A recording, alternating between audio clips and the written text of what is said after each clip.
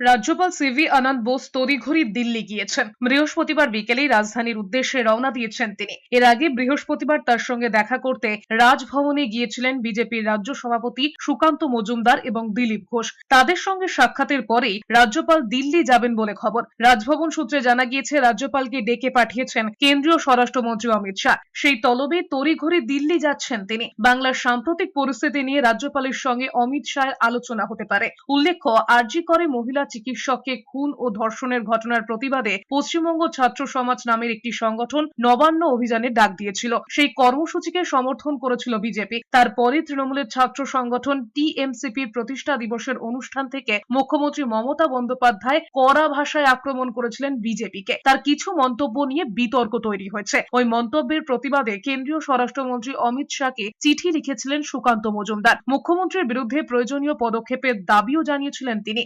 রাজভবন থেকে বেরিয়ে বিজেপির রাজ্য সভাপতি সুকান্ত মজুমদার বলেছেন, রাজ্যের সর্বোচ্চ পদে থেকে কেউ এ ধরনের মন্তব্য করতে পারেন বলে তার মনে হয় না। মুখ্যমন্ত্রী মমতা বন্দ্যোপাধ্যায়ের মন্তব্যের কথায় বাংলাদেশের জামাতের মিল পাওয়া যাচ্ছে। অসম, উড়িষ্যার মতো রাজ্যের বিরুদ্ধেও কথা বলেছেন মুখ্যমন্ত্রী। রাজ্য বিজেপি সে বিষয়ে উদ্বেগের কথা রাজ্যপালকে জানিয়েছে। প্ররোচনামূলক কথাবার্তা গতকাল মাননীয় মুখ্যমন্ত্রী বলেছেন এবং হিংসা উস্কে দেওয়ার চেষ্টা করেছেন। এই হিংসা হলে পরে কিন্তু পশ্চিমবঙ্গে একটি গৃহযুদ্ধ বাড়বে। আমরা মাননীয় মুখ্যমন্ত্রীর এই সমস্ত কথার মধ্যে বাংলাদেশের জামাতের এবং ছাত্র শিবিরের শব্দের প্রতিধ্বনি শুনতে পাচ্ছি। আমরা চাই না সেই ধরনের পরিস্থিতি তৈরি হয়। মাননীয় গভর্নর সাহেবকে বলেছি যে আপনি ভরসা, বাংলার মানুষের সাংবিধানিক অধিকার